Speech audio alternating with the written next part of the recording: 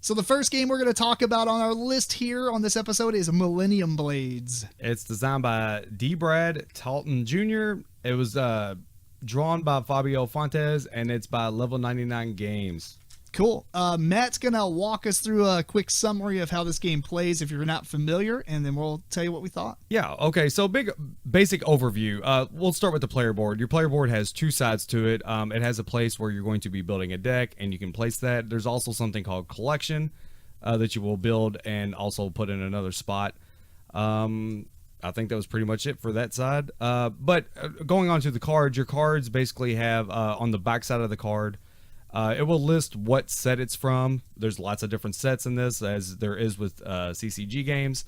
It will tell you what set it's from, and it will also tell you like the chances of what the type is, what your type is, earth, wind, fire, all that kind of stuff, your elemental, and then it'll have other things based on whether it's a person or a construct, different things of that type. I think there was about 6, 7, 8 different kinds of that.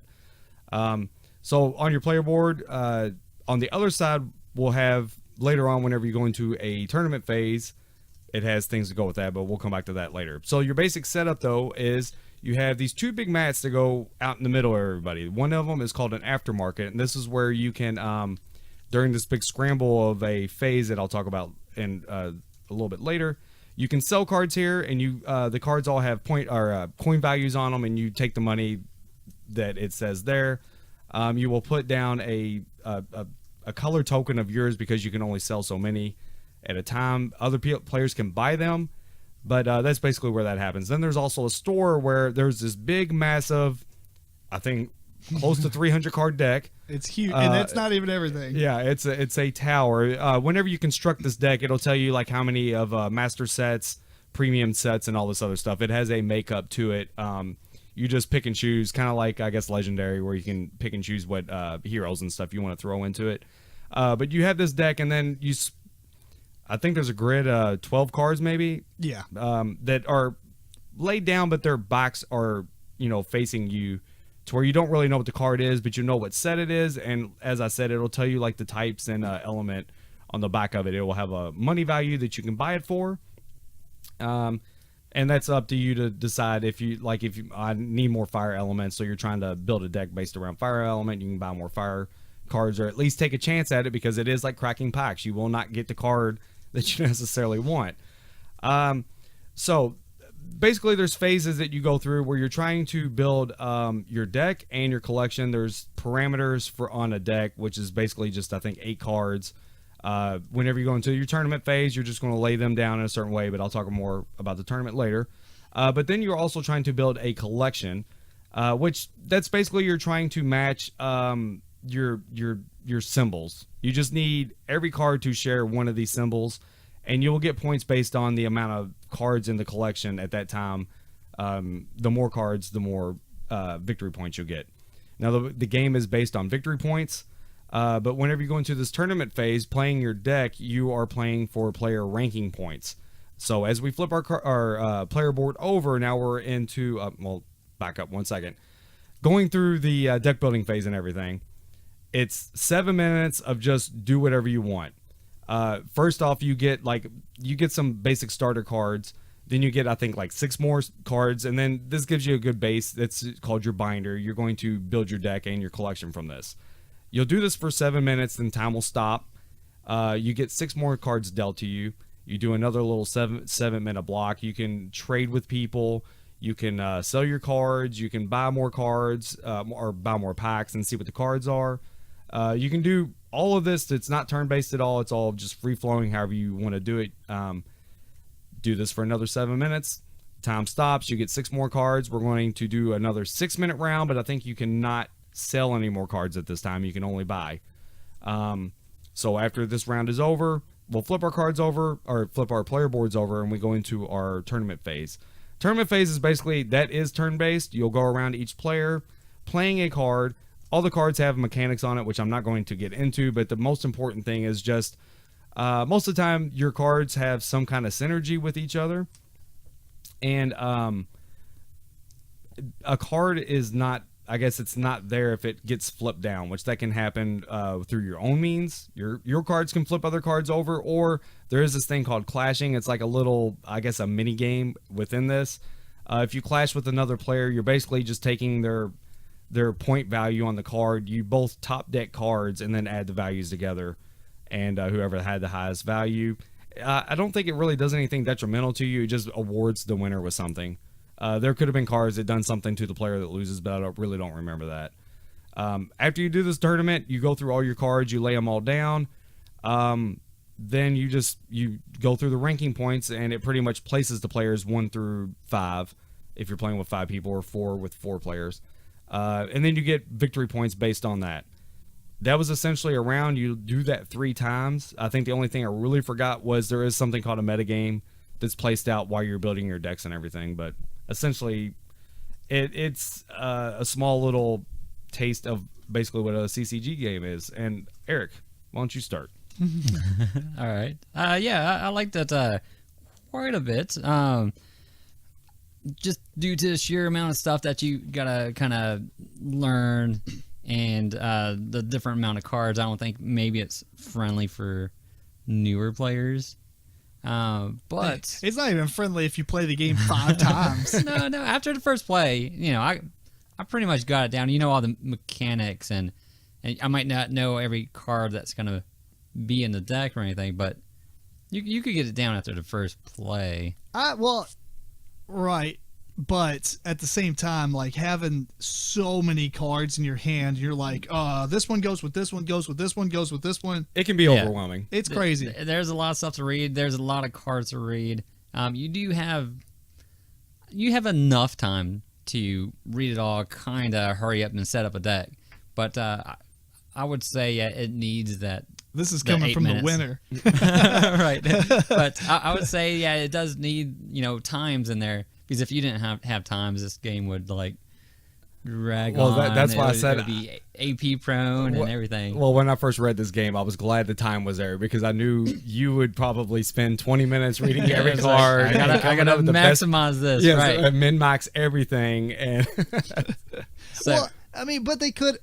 Going on to this, not to interrupt you, Eric, but going into this as well, the free cards they give you each time, that's almost unnecessary. Like, I didn't mind buying a card, looking at it and be like, oh, that's pretty cool. I like to keep that, right? Right. I kind of liked it. It gave you bam, here's just some cards to start out with. Random cards. I mean, do you think it's kind of unbalancing in some way? You might get luck of draws at time, but I think one thing it did kind of make you do was when we first started doing it, I was like, well, if someone's just going to make a deck, it'll do good, and it's just going to stay that. It'll be stale. You just play your same deck over time. That's what I was thinking as well. But you get all these cards, and it's like, well, that's kind of neat. Maybe I'll build around that now. You play through 3 different tournaments, and you're making a deck, 8-card deck. You're playing 6 of them for each tournament, but every time I had a totally different deck. Mm-hmm. I might have a couple cards, your promo cards that you're working around, but otherwise it always changed. No, I agree with that, but I'm saying I don't think having that many cards just handed to you, I think it would have been probably better if they, instead of giving you a bunch of cards, they just made all the decks in the middle that you buy 2 cards a piece. You put more emphasis on actually cracking packs and getting multiple cards. Mm-hmm. Well, I mean, not you even can't make cheaper. them 2 cards each, because I'm not trying to redesign the game. I'm just saying, thought process wise. Mm-hmm. Or give you more money, or some of the decks be cheaper so you could get more cards. One option you can do in the game that might, I don't know if it would help what you're talking about, but you can draft at that point too. Drafting would take forever. Don't do that. It would take forever. It would take forever. Yeah, but I get it. That would mitigate the luck of the draw aspect. Right. But I almost would rather it be if you made the cards half price, but then every stack had 2 cards and you buy it together. You know what I mean? Because then, I liked the buying of cards and grabbing cards and putting them in my hand and reading each one that I got. But just be like, bam, here's a whole bunch of cards. Mm-hmm. That was kind of... Well, you kind of need a lot of cards too, because you're not only trying to make your deck, you're also trying to make your collection. Right? I agree, but if you made the cards in the stack half and then you're buying 2 at a time, you're going to get far more than what you would just getting those 6 and it puts more emphasis on finding the stuff that you need rather than just getting randomly dealt it. Which, I mean, I guess there is still a luck of the buy. Yeah. But that's kind of like the fun part of it, I guess. I don't know. Yeah, I'll see it. I'm not saying it doesn't work the way it is. I think it would have been cooler and less overwhelming if you don't do the drafting. If you do the drafting, it makes sense because it would just take forever, but you would read all the cards and you would just pick the ones that you like and stuff rather than just be like, well, there's so much in front of me. I'm just going to ditch it all. Draw a promo. Right. That's kind of what I did. That was something I didn't mention. There is also in the store, there's promos set up to the side, bronze, silver, and gold. And based on 5, 7, and 9 cards that you just Yeah, I scrapped, think so. Right. we'll give you one of these promos. There's limited amounts of the promos, but they were pretty nice cards that you got in return. So You didn't really run out until probably the last round. Yeah. You said nice cards, but I felt like all kinds of cards were nice. There was a few that I was like, this is garbage. pretty much the only cards that were not good was like the starting, the base deck. Yeah. I guess that you mix in there, which is a bulk of a lot of it. I guess a lot of the other cards is probably the ones we were using. Yeah. Anyway, keep going, Eric. Sorry. Oh yeah. But I did like the stacks of money.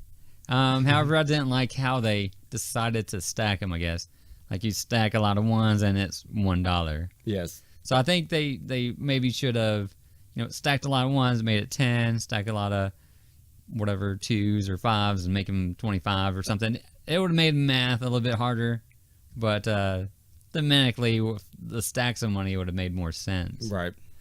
Yeah, did you explain that while you're talking? No, because it didn't have nothing to do with the gameplay. Yeah. So. Yeah, basically this component is paper money. You got 5 ones, you take another 5 ones, you put them back to back so that, it doesn't matter which way you turn it, you can see because they're not printed both sides. Oh, so are they not? No. Oh, okay. So you take 5 of them and you take 5 more and put them back to back so that you can't see like the backs. You see all the money printed parts. But then you wrap a little sticker around it that says $1. I bet that took a lot of work. Estimated time probably about 2 hours. Wow. to put all the money together.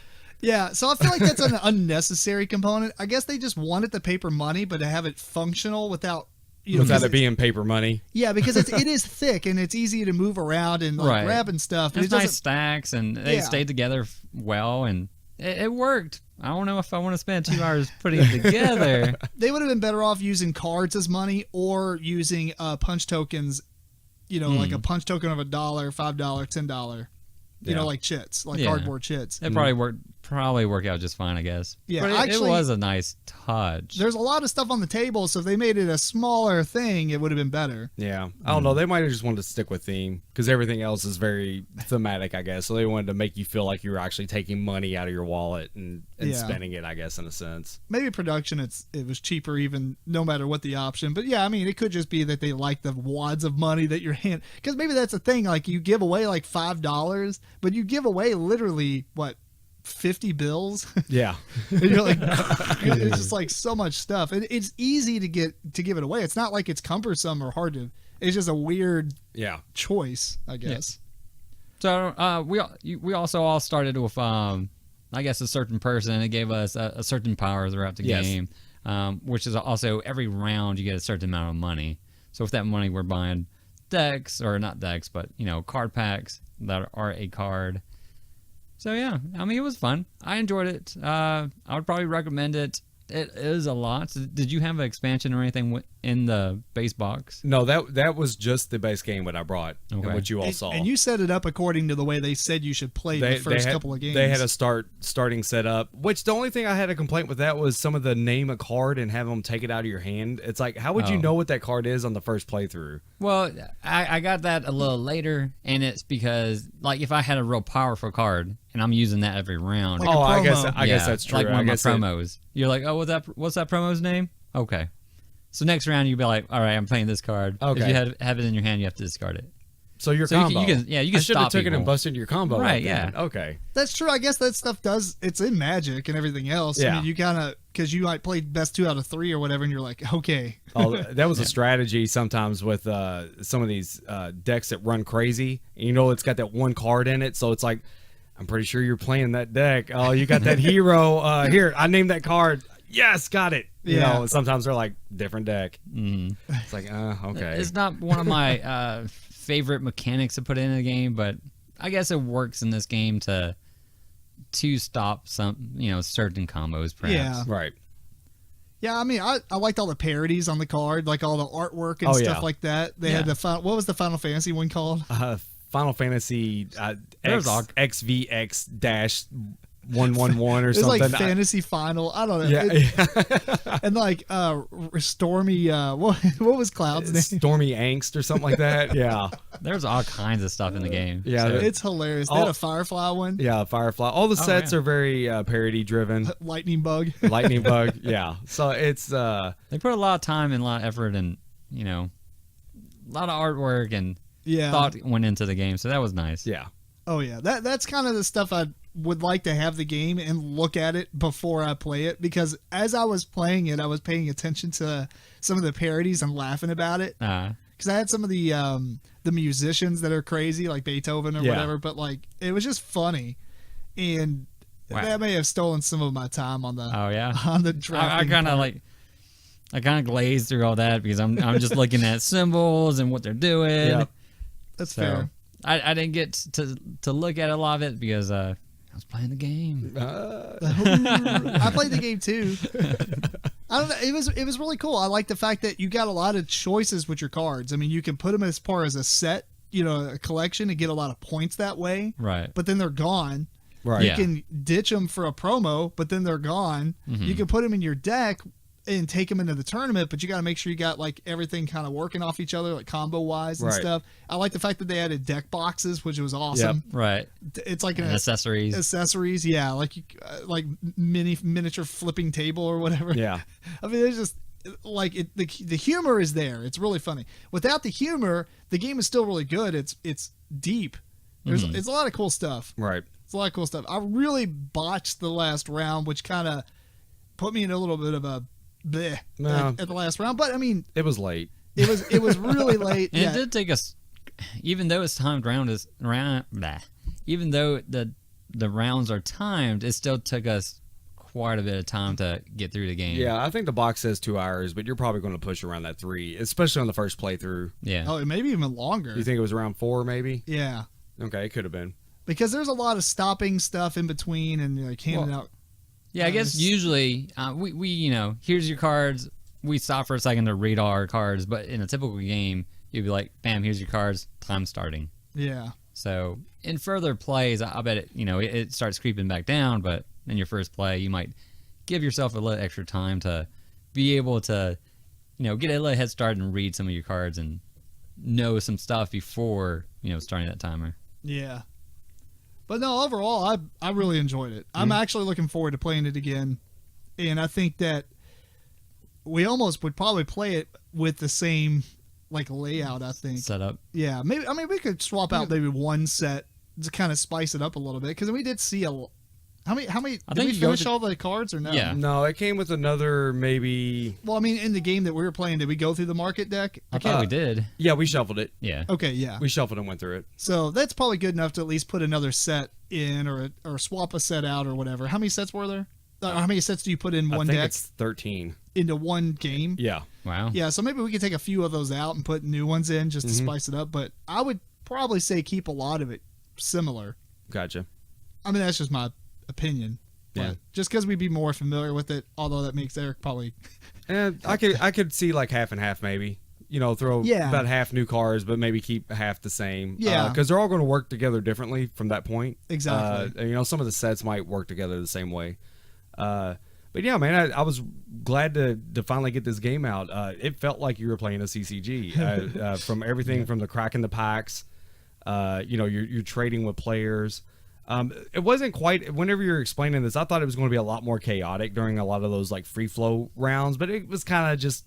No, you don't really need to interact with everybody most of the time. You know, you Right. might be like, hey, does anybody have a fire symbol I can trade you? Right. We would do trading like that, but mainly you're just you felt crunched just to get your collection and your deck done. Right. I was glad. I was worried about the clashing, but it turned out like it's kind of trivial. It's kind of just an extra bonus, just to give you ranking points. Mm-hmm. And speaking of that, I actually did like the ranking points that lead to victory points scoring.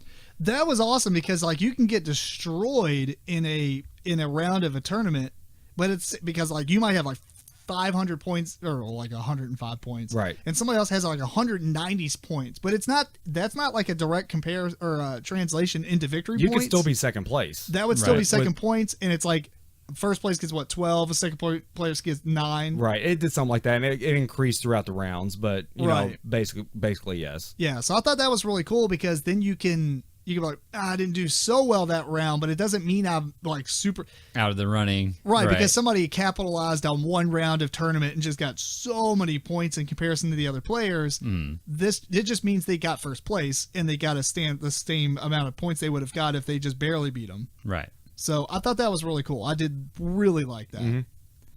The other thing, you talk about the clashing. Like I thought that was okay. Some of the cards were a little bit cooler than others. You're right. Most of them didn't have like a super detriment, but at the same time, they didn't. I don't know. They didn't have like the best payoff either. No.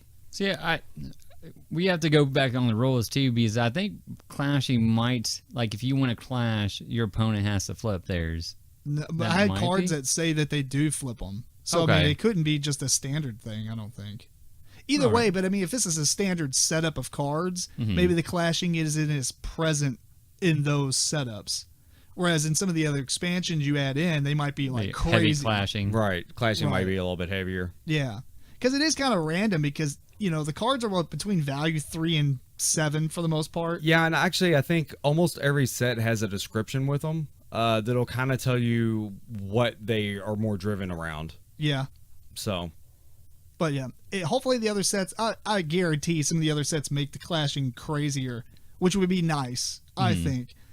But overall, like the tournament, like you feel like you're only playing 6 cards, but there's a lot going on in that 6 cards. yeah, and you can play them yeah. wrong. You can misplay like you could in a tournament. You Yeah. know, Right. it's you played a card out of order, and it Yeah. doesn't quite work to the maximum that you meant for it to. Yep. And I think the only thing about the game I thought was bleh, but you said there's an expansion that kind of replaces them, is those meta cards were just kind of. Oh, I'm just assuming they might have expanded on that. I don't know for a fact. It's really just if you play this type of element, It's a free 15 You get points. bonuses. Yeah. That's another reason. That's also, I think, put in there where you might not do the same thing every time. You play to that meta to get those why? additional points. It's 15 points. If it was like every symbol that you played of this one gets Which 15 points. I had a character that did that, so maybe that's why I felt like it was a little bit more influential to me. Well, yeah, that's true. But if the meta card said, like maybe Because make you it only- less points, maybe 5 points or 10 points, but every card that you play that has a symbol, that would make you really go towards that meta. Right. Well, This meta is like include one dude that has that symbol. Right. Or maybe even your meta, you get an extra. It's worth an extra point for what it's worth. I guess the value on it yeah, for maybe for clashing reasons Oh, or like something. star Oh, value. okay. Yeah, Their- star value. Their actual power. Yeah, its power goes up a little bit. Yeah. So Something cooler than just saying if you play this one symbol, then you get 15 points. Because I mean, in the end of the tournament, you have like usually 100 to 200 ranking points. So 15 is it could do it for you. right. Yeah, but there's It's you're not playing worth off building. 2 different metas too, so it's 30 points. It could be 30, but Now that's true, but my point is it's weak because it really is just 2 symbols. Then Yeah, I mean it is, but you also have to keep them. Well, Even if you play them, you have to keep them unflipped. yeah, but I mean in a meta as far as a CCG, you're typically going into a meta where it's like everybody's playing destroy land cards, bring something to protect against it. It's not Yeah. like everybody's bringing one destroy land card. Well, you're also playing. You're not playing a deck of 50. You're playing a deck of 6. Right. My Or not a point. deck My of 6, point is that 6 cards. that didn't influence me that bad, Hmm. and I feel like the meta should be maybe influence you More slightly influence? better. Yeah. I don't know. Might not agree on that because I don't want the meta to be so like you have to play if white you cards. don't do it, you lose. Right. I see. So you don't want That something makes like sense. that. Yeah. You want it to help you, but not be like that's your total driving factor. Yeah. Oh, that's true. You Or don't- maybe you don't want a net deck. I mean, it could do something cooler though. It could say any of your score powers get +5 to it. You know, like your characters, like if they stay face up at the end of the tournament and it says score 20, now they're worth 25. Oh yeah, it definitely could be spiced up a little bit. Right. I get. Okay, so not trying to redesign the ones they have, but make them cooler to where it like maybe it targets abilities and stuff like that. It just makes them a little bit more powerful, or like you said, like Clash has played this turn, get +1 star power. You know, stuff like that, or however it might actually play out. But it just makes it a little bit cooler to go for it instead of just points. Yeah. I don't know.